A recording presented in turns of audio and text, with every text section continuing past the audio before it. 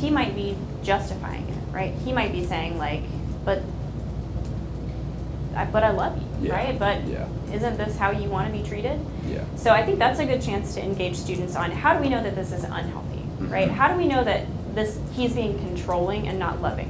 What do we see in this video that show that he's controlling and not loving here? Monitoring her every move almost, or wanting to monitor where she is at all times. The tone and the tone, conversation. I mean, I know in text message it's hard to tell the tone, but with this. That's a problem in itself, Yeah. right? Because he said, nude pics, send me some. Yeah. It's impossible to tell the tone, but that could be a command. What's going to happen if she doesn't? Or it could just be a request, a statement. So the tone, definitely. And I'm sorry, remind me what you said? I said he was just controlling from the standpoint, I mean, he was wanting to monitor her every Yes. move. Monitoring where she is.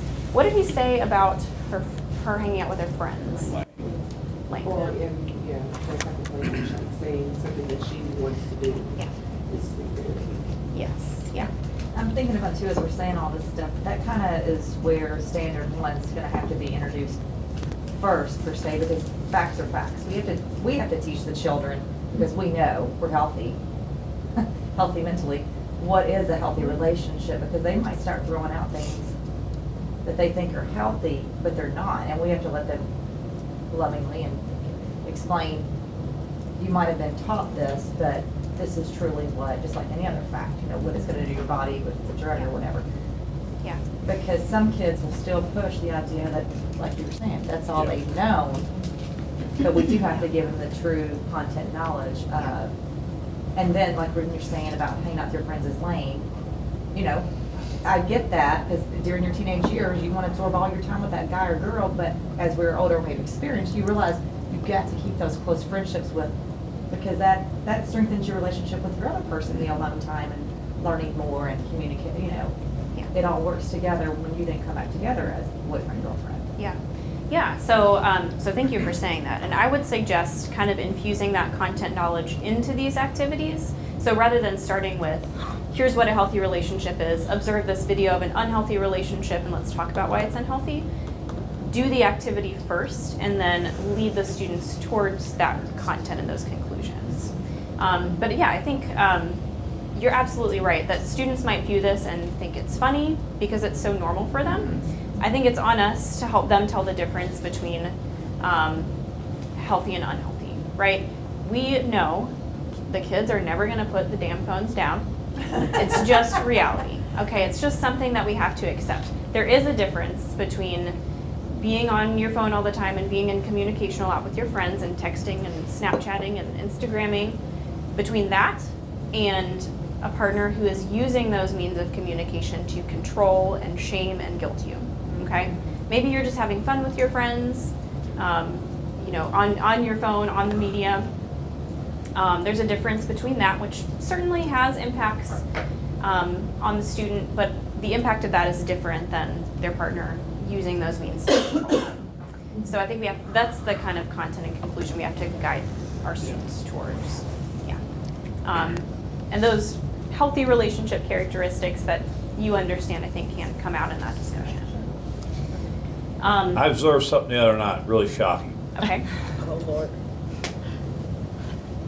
3 hours graduation, No. 260 kids. Wasn't a damn phone or a damn earbud for 3 hours. Didn't have to call EMS one damn time. Oh, wow. Who says they won't put the damn things down? So You give them a damn reason, Mhm. and you have some damn consequences, they'll put the damn things down. But we won't address that damn bear in the room, just like JCPS won't address busing. We're not gonna do it because it's a lot of these, we'll just let it slide by. But until we address that, we ain't gonna get nothing done. So what do you think made the difference? Why did students not use their? I don't know. Yeah. I don't know. You tell me. I don't have the damn answers, but I can tell the damn problem. So was it that they couldn't get their diploma if they had their phone out or something? I guess, I don't know. I didn't say until I just sat there and watched. I kept waiting for the EMS to get a call. Withdrawals. Well, Never happened. So we all sat around, well, we can't make them put them up. Mamas and daddies won't let them put them up. They need them. We can't do it. We can't do it. Well, hell, we did it. through some combination of circumstances, right?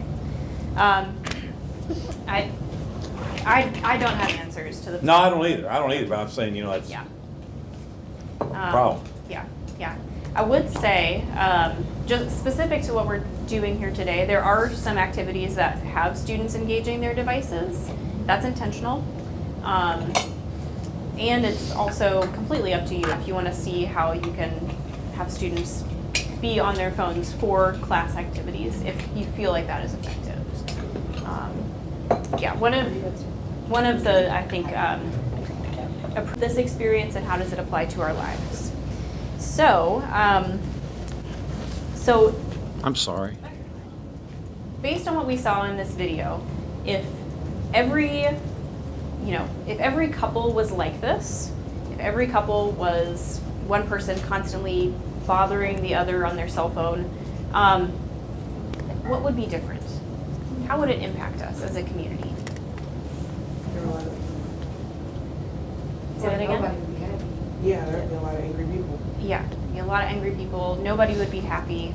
So that's the kind of question that helps students realize that, oh, if I'm being impacted by this, or if I'm doing this to another person, if everybody is engaging in this kind of behavior, that's gonna be a real problem. So if one person is doing it, then it's also a problem. So those are the kinds of decisional questions that guide to a broader conclusion. So what we're going to do now, I'm giving you all a handout with some questions under each different portion. So what, so what, and now what? Thank you. Okay. Here, leave one for her. Thank you. And we're going to watch a second video. So we'll watch this video, and then with your table, I just want you to come up with, in each category, what, so what, and now what? Just come up with like 2 questions that you might ask your class after watching a video like this to help generate that discussion, right? To help them draw out the conclusions of what healthy and unhealthy relationships are.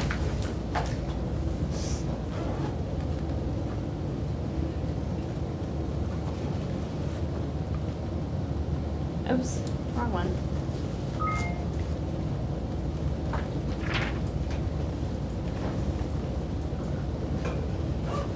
Hey guys, what's up? Sarah here. So I have some really big news today. I just got back on a date with this really cute guy. He's I think he's a senior at our high school. He's about 2 years older than me, so he's really mature and he's so cute. And he's just really sweet. Like, he paid for my movie. He told me I was beautiful. And I think he really likes me. So I really like him too. But I gotta go, so I'll come back later with the details, okay? Bye. Oh, hey guys, what's up? I'm okay, things keep me busy, but I'm not here to talk about me, I'm here to talk about my friend Sarah. I'm really starting to get worried about her. When I came out of school the other day, she was arguing with her boyfriend, and I couldn't hear what they were saying, but he was like towering like 2 inches above her face and screaming at her, and it looked like it was scaring the crap out of her, but she wasn't saying anything. And then all of a sudden, he took his cell phone and threw it up against the wall, and it broke into like a million pieces all over the ground. And she just stood there, like she didn't say anything. So he stormed off, and I went over there and I told her that I had seen everything and that it really freaked me out. And she just like shrugged her shoulders, like was acting like it didn't bother her at all, and said, well, he told me not to wear this skirt to school. What am I supposed to say to that? I don't know what to do about her. I don't know what to do for her. I don't know what to tell her.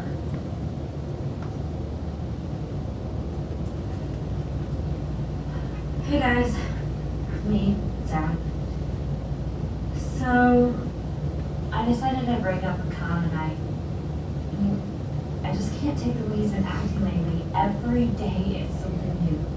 Like, okay, the other day, we were wrestling, and he kind of pinned my arm back, and it really hurt, and I told him it really hurt, but he just kind of blew it off like it was nothing, and said he was just playing. I don't know. He's just been acting like a complete jerk lately, and I can't take it, so I called him up tonight, and I told him that we needed to take some time apart. And he just went crazy. He was yelling and screaming, and then he just completely hung up on me. Like, I couldn't say anything. He just didn't give me a chance to explain myself at all.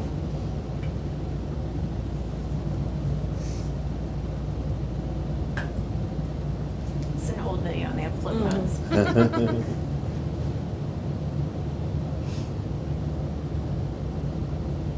Oh my God.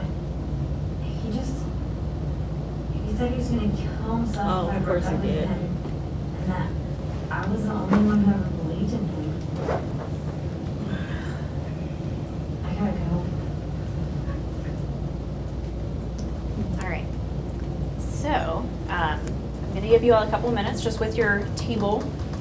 Talk about or come up with at least 2 questions in the what, so what, and now what category that would help you discuss this video with your class. What we got? Huh? So we're gonna What? ask the kiddos what they, Thanks. just tell them, they're gonna summarize. Yeah, I haven't figured out the questions that I would want. Right. Like what images, words, or scenes stood out to me. And then I liked the 6th one, how might someone use this for their professional life or in their personal life? Hold on, I think we're just on the what right now though. Oh, I was just giving y'all my top picks. And Oh, are these all though for just one? yeah, 2 for each one, I think. Okay, so let's get 2 from this group. Okay. So So I did like the third one. Yeah, I like Images. what images or words. I do like 'cause that. I feel like the kids will have an easier time answering that. Mhm. That will like open it up to more. I asked, I said the last one, shortcoming, do you think there are any shortcomings or flaws in this activity? Because they may have experienced something or seen something in their own life, and maybe it wasn't what they saw wasn't.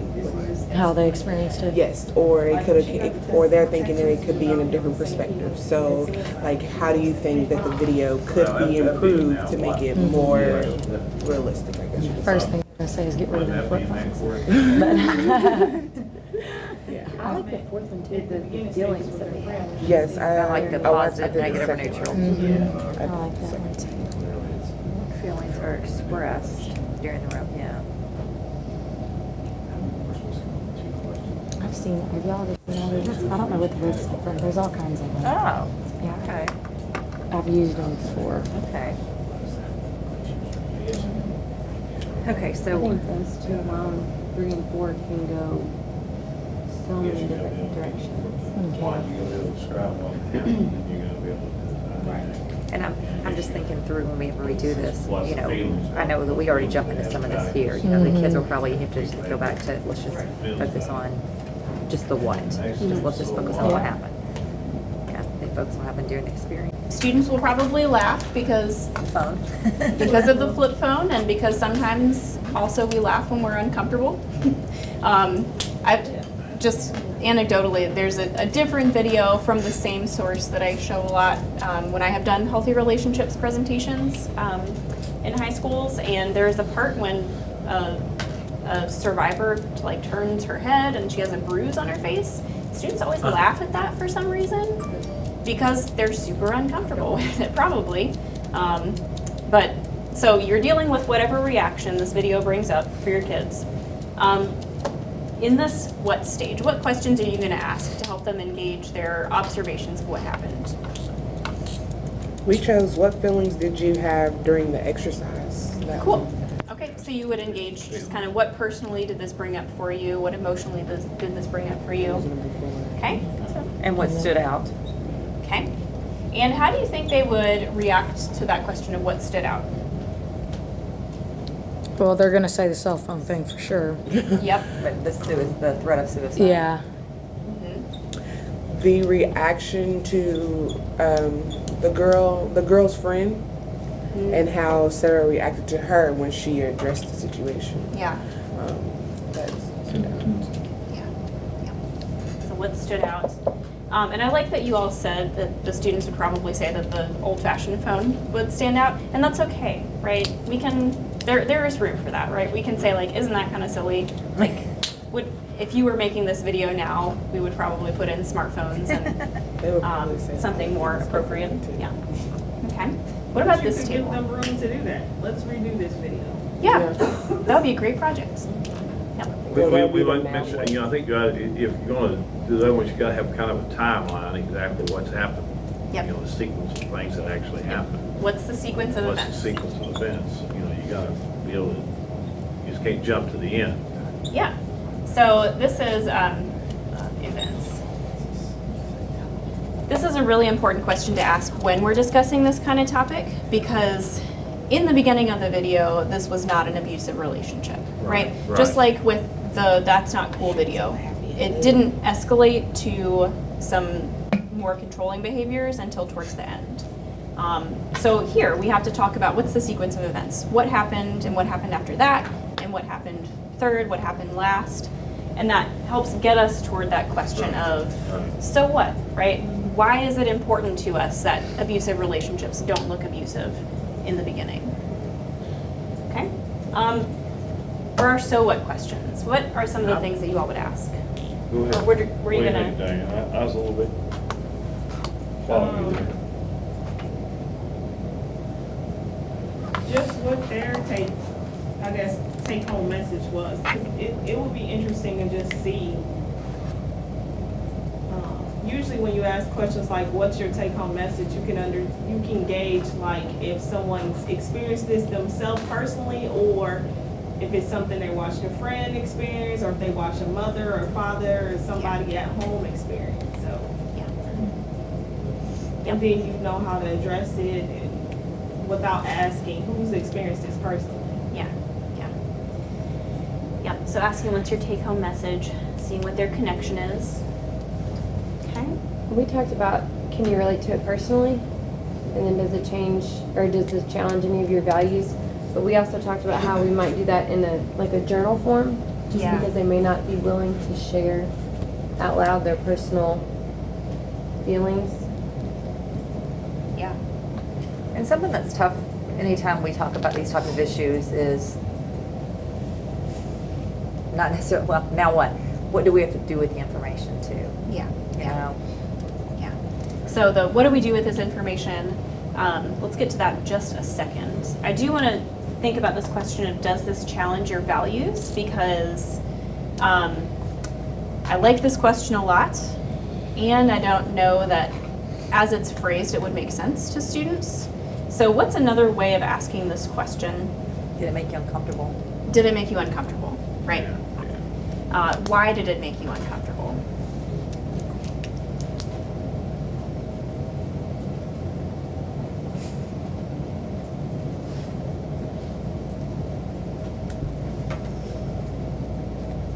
Why did this make you feel the feeling that it made you feel? Cool. Okay, and our last question. So how do we get at that decision or behavior change? What are the questions you would ask to guide towards that? We said that third one, based on this experience, what would you say are some principles or guidelines to remember whenever, like, this happens in real life?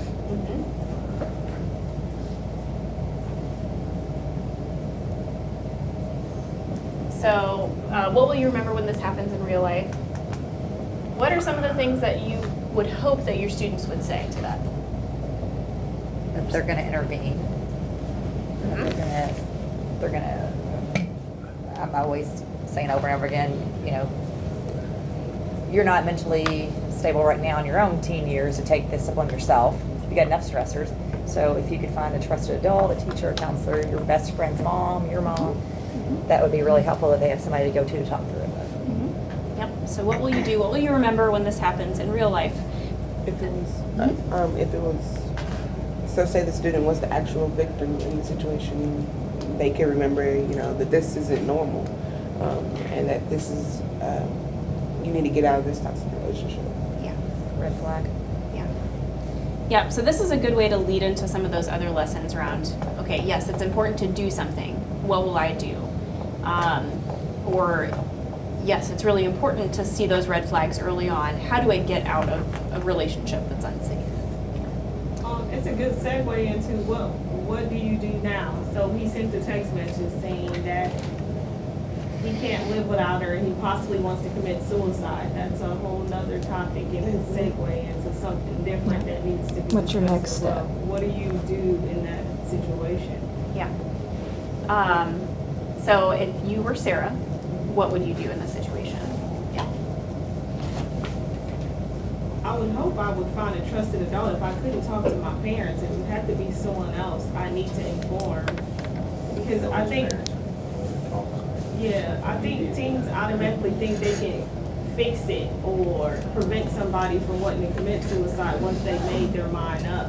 And that's a big task for anyone to take on, let alone a teen. Yeah. So there needs to be some other people that needs to be involved. Yeah.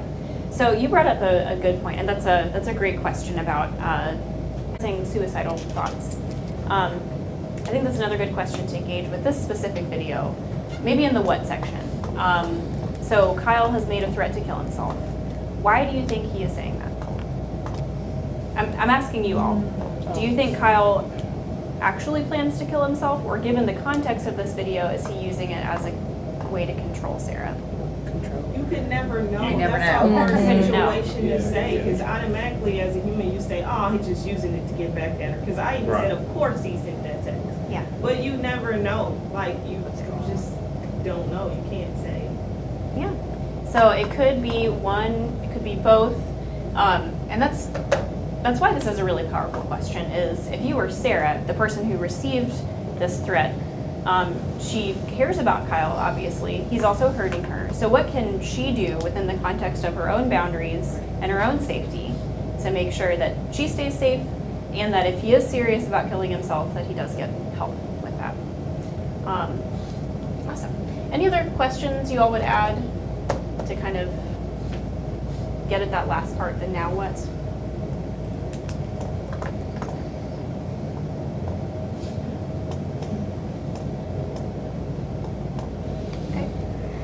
Maybe you could ask something like, if you're doing this kind of activity early on in the curriculum, early on in the school year, you could ask your students something like, what skills do you want, or what do you need to know that would help you react in a situation like this? So you can get their input on how things are going to go for the rest of the year. You can also ask them, how would you do this differently, and make them create skits. But, Yeah. yeah. Yeah. So how would you, so the video itself, or how would you make this experience different? Yeah. That's a great way of, I think that's a good trust building kind of question. So we're recognizing the students as experts and we want their opinion. I guess it's important to talk about safety too, because you don't want them, if they've seen it in the community, or like he's saying he want to commit suicide immediately, she wants to go over and try to console him. They need to understand the importance of remaining safe and not putting themselves in a situation that can endanger them and the other person. Because automatically you see two people arguing on the street, people want to break it up. Like, is that safe, or do you call out, like those, because it's a question on here about what would you do in your community if you seeing that. So just remain safe in that situation. I've seen situations. I forgot, is this your all's first official day of summer break? Yeah. Well, thank you for being here. I hope you get a lot of real summertime outside swimming and doing outdoor things It's after a today. beautiful day out there today. All right. Nice. All right. So like I said, I'm going to model for you all two of the activities that are included in what we've come up with. This one is from the interpersonal communication skills section, and this is an activity to help students reflect on their own personal communication styles and get a little bit more clear on what makes them angry and how they deal with that when it comes up. Before I get there, I'm gonna give the floor to Megan for a little bit because we were talking on break just a little tidbit about that question of dealing with students who are afraid to make mistakes. So I'll let Megan share her insight. Oh, I don't even know if we could call it insight, but I've been thinking about it ever since you asked the question around safety. I understand that's it's an issue for all of us, right? Trying to establish a safe space in our classrooms and in our lives for where kids are going to be comfortable. And what I got hung up on is just the idea that, yeah, there's that forever, decades old thing about I don't want to have to try. I don't want to look stupid in front of my friends. And I think so much of that whole thing is about how that culture of the kids themselves, right? Like how they know they're going to be ridiculed or shamed by their friends or picked on by their friends. So to me, the culture shift is about building a safe space within their friend group almost, establishing some kind of culture in your classroom to the spaces that you can control, right? So in your classroom, perhaps even into the hallways or into their lives where if they at least have one or two kids perhaps that will make them feel safe and supported in taking that chance. And I don't know, I don't know. I haven't taught school for a really long time now, but I just remember thinking like that those kids who didn't want to try, it was rarely about anything that I had to do. It was about what are they going to experience as a result of that failure, when they're out and about. I don't know. So to me, that lends itself nicely to the future conversation that we're going to be working toward about being good bystanders, standing up for each other, creating a culture where kids support each other a little bit better than they do regularly. And maybe we'll find some answers to that. I don't know. Anyway. Yeah, thank you for sharing Well, that. I'm sure. It's a really tough question that you asked. It is. I think it's culture. It is. Yeah. It is culture. So yeah, we are going to talk about bystander intervention though, because as you all know, the choices that we make and what we believe other people think and do influences culture. What we think other people think and do is not always what they actually think and do. But when we believe that all of our friends are going to laugh at us for making a mistake, then that sets up the norm where, well, none of us want to make mistakes now, right? None of us want to put ourselves in that situation where someone might want to laugh at us. So it becomes a problem of perception, what I think other people think versus what they actually think, or what I think other people do versus what they actually do. And this approach of bystander intervention helps us get beyond that in the context of bullying and sexual violence prevention, but I think the concepts could translate, so we can keep talking about that. But first, communication. All right, so we're gonna do a communication activity. First, we're gonna see another video, a clip from the TV show The Big Bang Theory. I don't know if any of you all are fans. I don't watch it that much, not a huge fan, but I like this clip. I did not pick it actually. Candy, who has been helping translate these lessons to be classroom ready, she picked it. And so we're going to talk about different communication styles.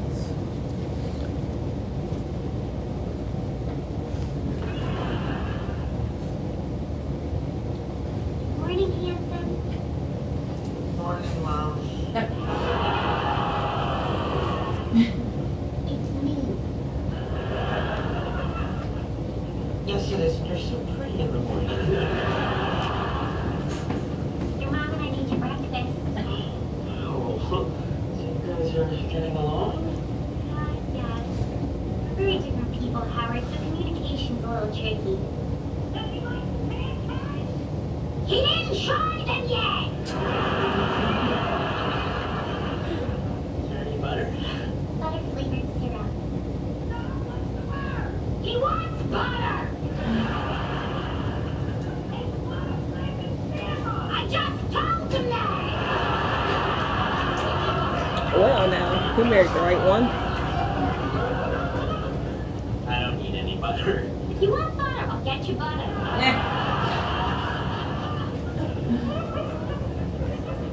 Yeah, he's pushing Guess too I'll many have to eat buttons. by myself. All right. So, so how would you, so Bernadette's the girlfriend, Howard's the boyfriend. How would you describe Bernadette's communication style when she's interacting with him? She's very sweet and gentle. Yep. I think she's playing off of their expectations. Because his mom is very, loud. So I think she's playing off like what does he prefer or what does she prefer? Yeah, that's a good point. So you notice that there was an obvious change in her communication style when she was talking to him versus when she was talking to his mom. So why do you think that is? Speak to your audience.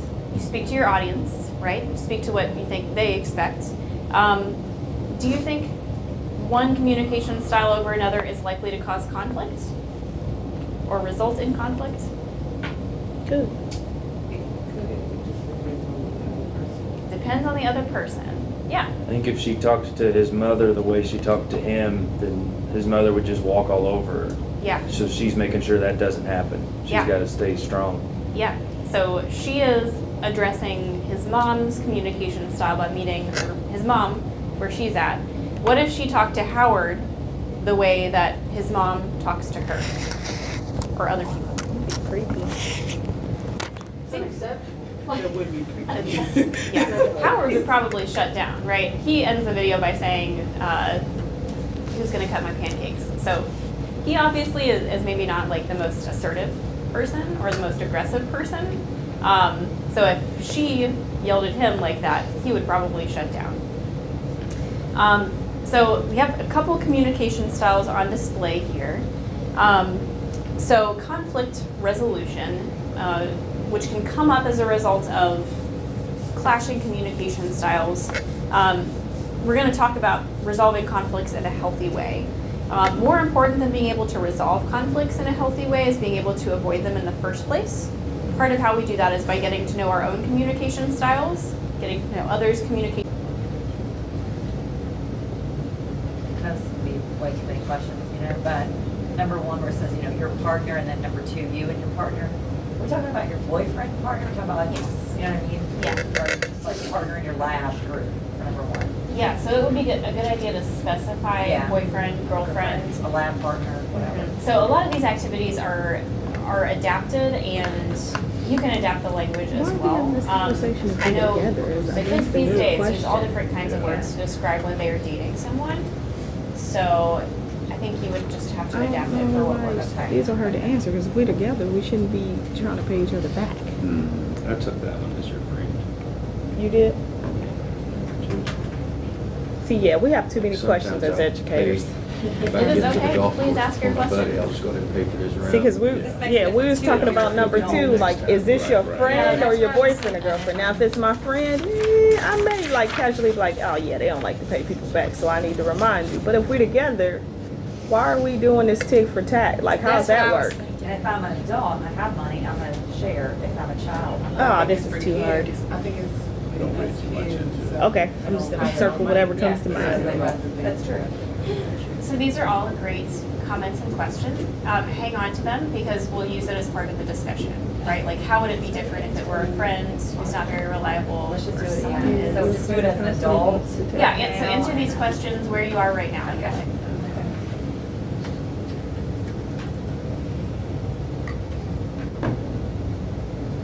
Oh, constantly is the key word.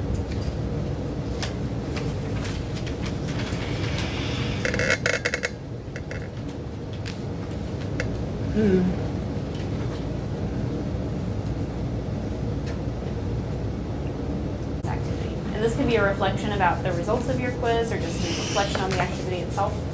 What'd you notice? Well, clearly there's three personalities that are being depicted. Okay, so I would say like communication styles. Yeah. Yeah. I think we also notice that on a lot of questions, you're thinking I can be passive or assertive, or I can be assertive, or it's Yeah. not always just. Yeah. And the kids ask me that all the time, what if I Am I both? You know, Yeah. we'll talk about that. Yeah, so that's a good note, reflection as an instructor, is that it's important to remind kids that your style is, it's the series of choices that you make, right? But just because you are one style right now, it doesn't mean you have to be that way forever, or that you will be that way forever. So you can influence your communication style, you can have control over your communication style by the choices that you make.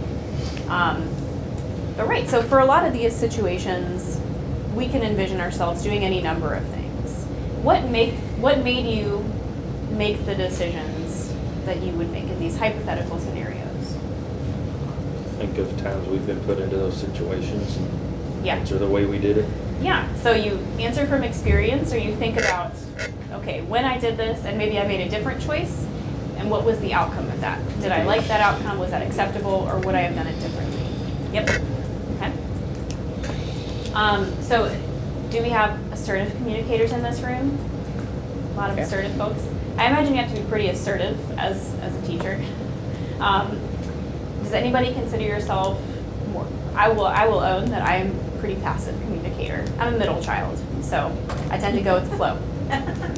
Any other passive folks with me? More aggressive communicators? I'm actually Close. surprised how low my assertive score was. Right, yeah. Okay, interesting. I'm on the very low end. Yeah. Yeah, I miss being aggressive. I want, damn it. I was gonna say, cause I'm You got it really now. aggressive.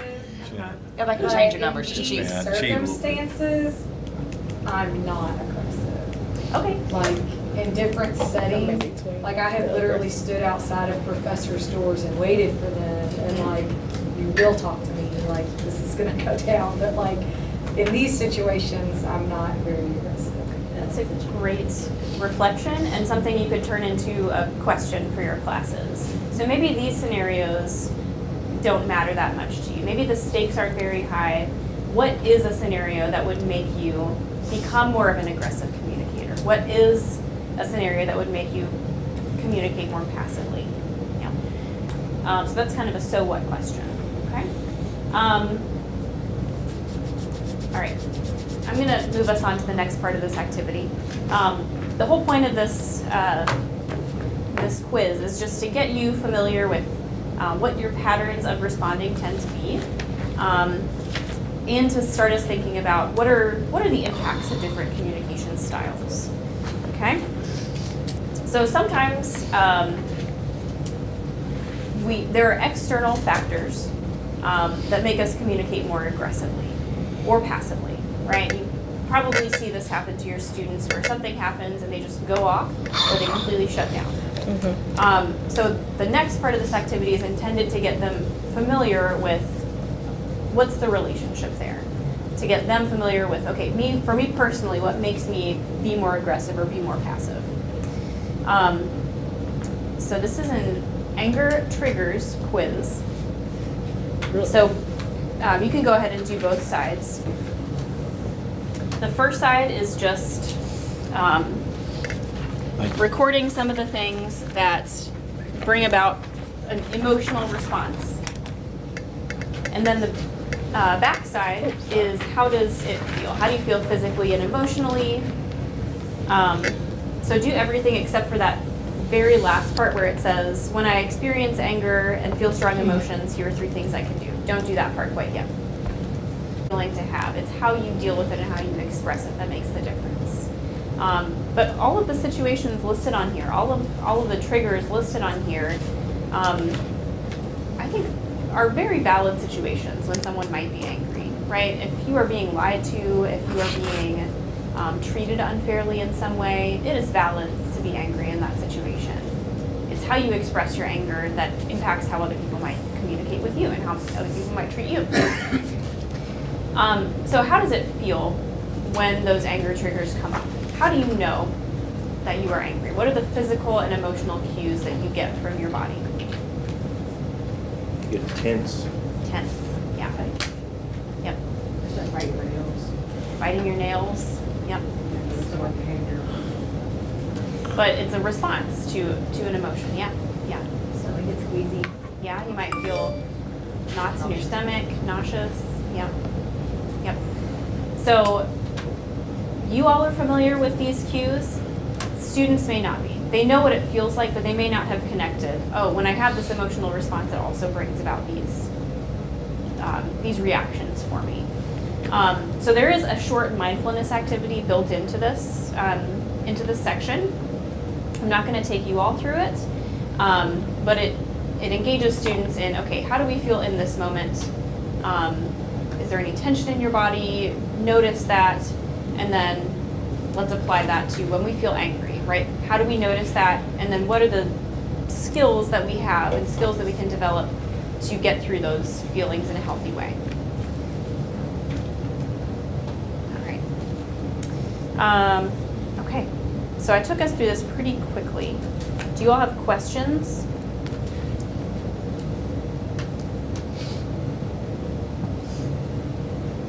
Okay.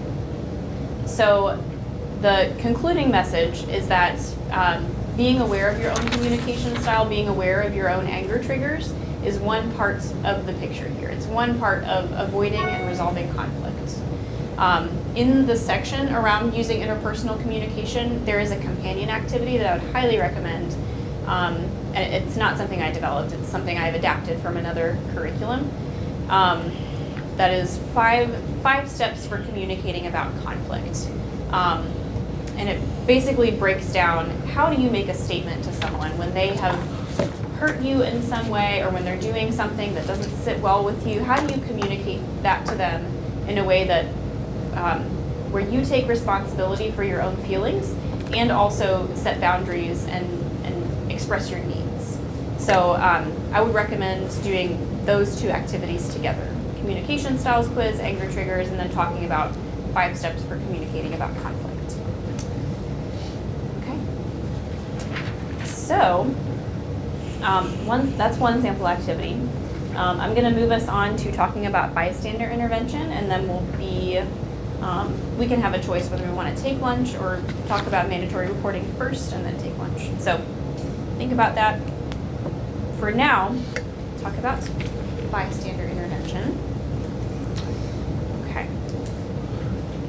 So bystander intervention is it's kind of the in vogue topic in violence prevention. There are a lot of programs. Green Dot is one, and I know it's at Iroquois, it's at Atherton as well. So that's one evidence-based bystander intervention program. We have adapted a lot of those principles into this lesson. So you'll get to see what they are at work, but something like Green Dot is a very structured and branded program, so we're not using that language specifically for that reason. All right, so this is the kind of lesson that really, it requires a little bit of personal vulnerability in that you discuss your personal connection to violence, and you decide what the most appropriate way for you to do that is. I'm going to model for you all telling like a story of self to talk about a time when I had a barrier to being a bystander. But again, you decide what is within your own personal boundaries as an instructor.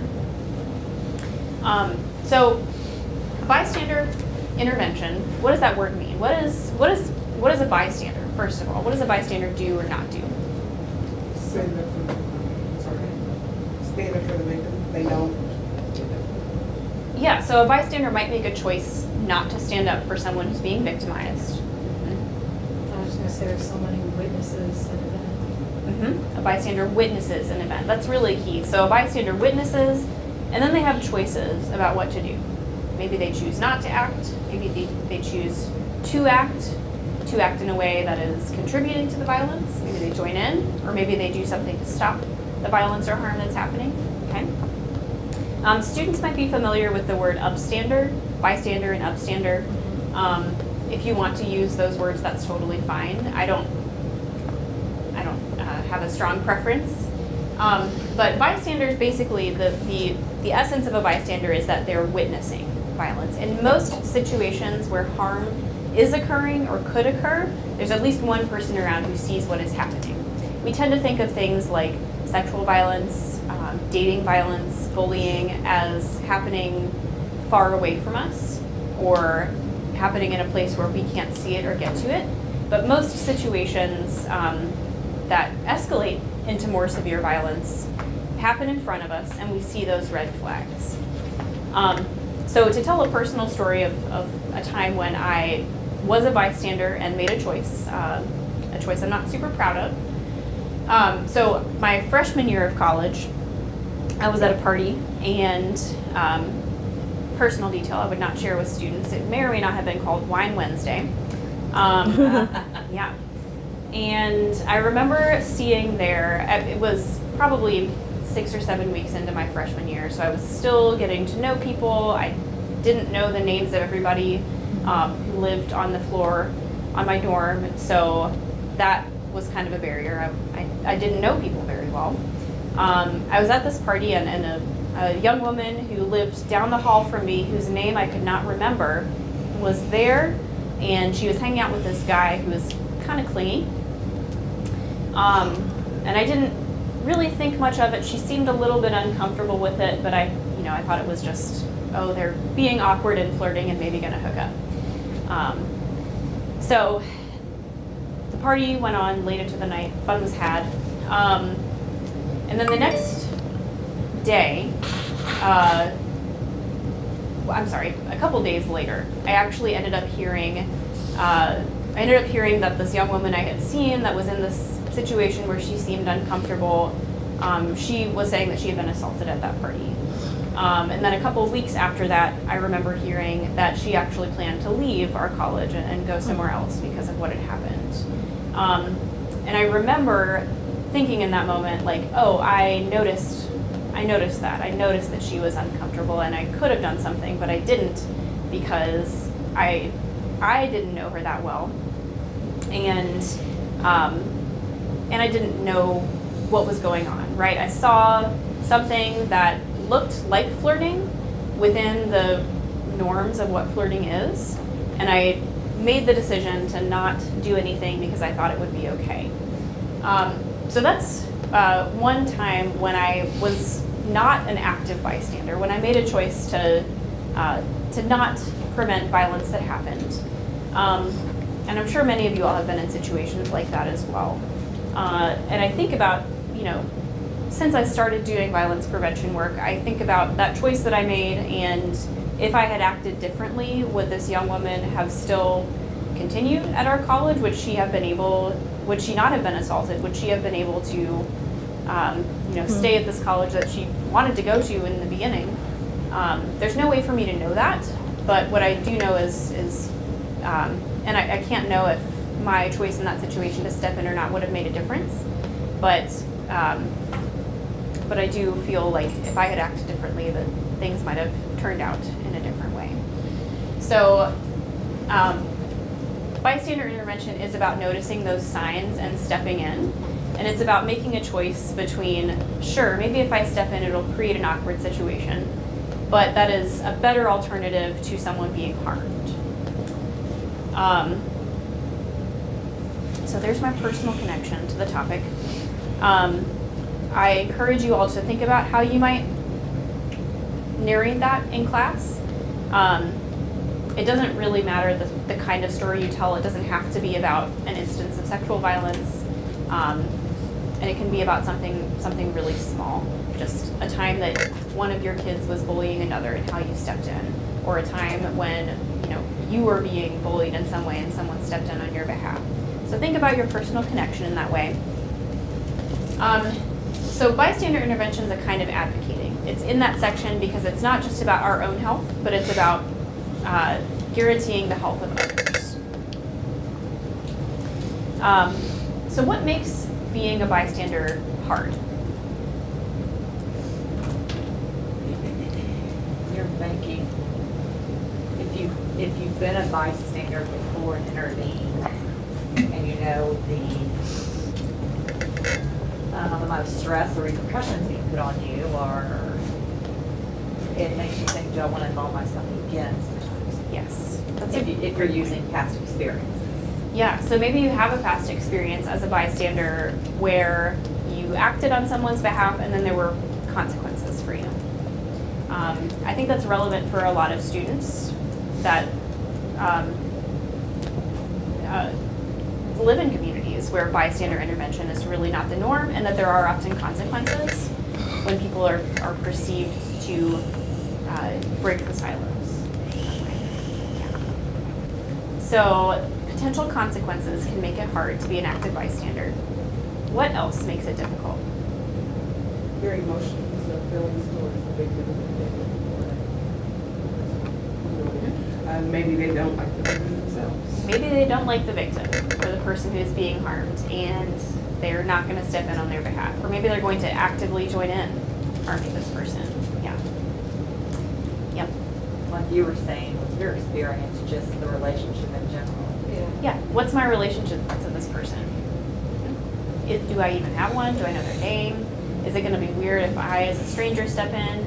What if my friend is the person doing the harm and it's a stranger that they are harming? How do I step in with my friend and maintain our relationship, but also let them know that that behavior is not okay? Yeah. Any other barriers y'all can think of? It's just comfort. Comfort, yeah. Yeah. Knowledge of the situation. Knowledge of the situation. Okay. So, huh? Like living where it's just like an ongoing thing where they constantly go letting each other or it's just like more of a power struggle. Okay. Sure. So is this something that happens a lot? What's the background to this? I definitely understand that that's a barrier. And I would ask, why is that a barrier? Well, what I was actually thinking in my head is I used to live in Turkey where the culture is very different between men and women. And me and my sister were walking down the street, and again, I won't tell the kids this. We were both a little drunk and we were going like back home, and there was a woman like sitting on the curb crying, and her boyfriend was like clearly there just like ripping her, you know, ripping into her. And my sister's like, I'm gonna go over there, whoop it, you know, like she's like ready to go beat this guy up. I'm like, no, you can't. I'm like, this is different here. You can't walk over there and do that. I'm like, in America, yeah, I've seen my sister punch people right in the face for doing stuff like that, and I'm like, you know, but like, it's different. It's a different culture. You don't. That's not your life, and you don't understand. And I mean, is it still wrong? Absolutely.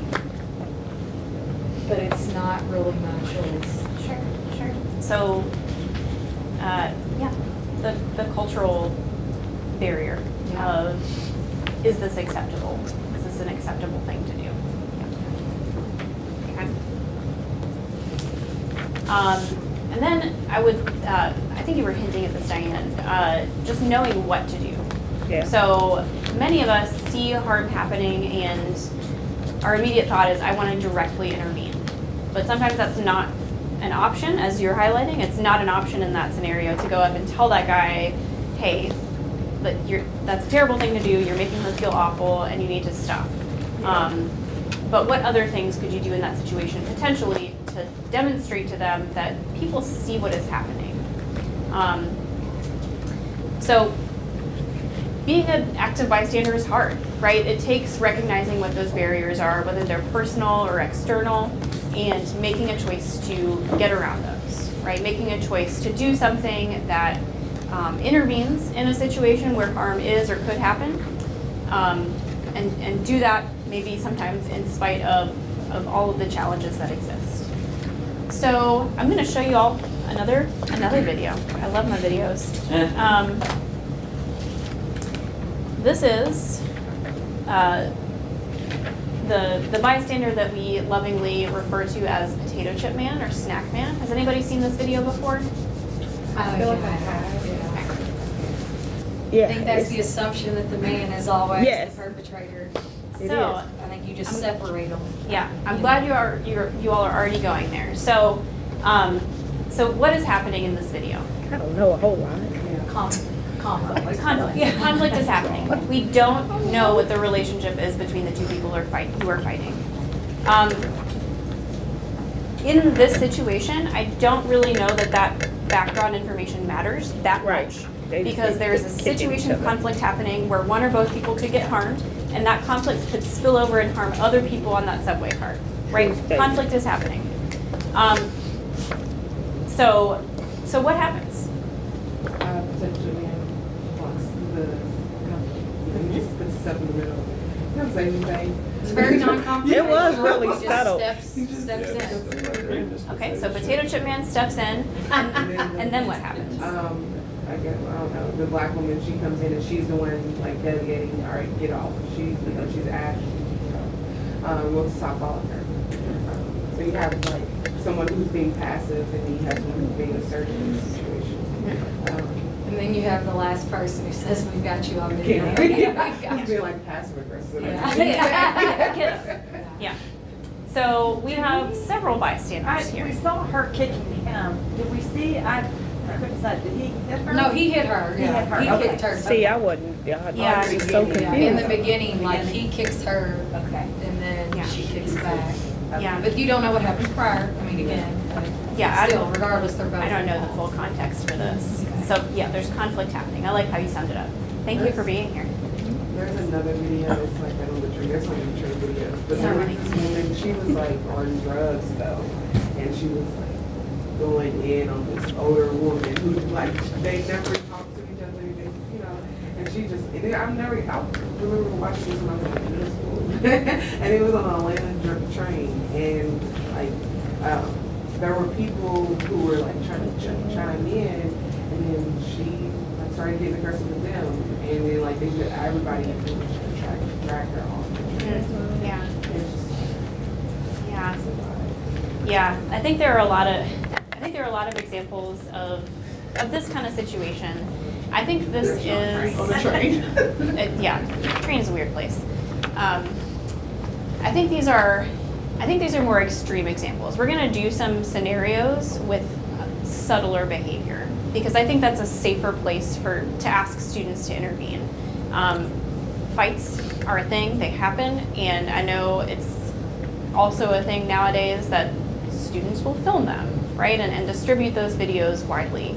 I would caution you against going with those kind of examples and asking students to step in fights because it's not safe, and that's a really extreme example. And we can work on preventing those things by shifting the smaller cultural issues that can come up. So, okay, so we have 3 active bystanders in this video. Everybody else in the train car is also a bystander. And why is everyone else in the train car making a choice not to get involved directly? They assume someone else will do it, right? I had been in this kind of situation before, not on the train, but on a TARC bus, where I saw, people fighting, and I didn't want to get involved because I didn't know them, it didn't feel safe to, and I assumed someone else would do it. I assumed the TARC driver would do it. So what happens when we all assume that someone else is going to do something? Nobody does anything. Nothing gets accomplished. So the 3 active bystanders here, we have Snack Man, we have the woman who directly addresses the behavior, and then we have the person with the camera. So Snack Man is the first bystander, and his behavior diffuses that conflict without directly addressing it. So I would say that he makes it possible for that second bystander to step in and tell that guy what's wrong with what he is doing. But what would have happened if the woman was the first bystander, right? If she came in and was just very direct without that physical fight being over. They could have got aggressive with her. They could have got aggressive with her, right? Cultural competency note. A black woman expressing anger can be perceived really differently than a white man or white woman, a person of a different gender.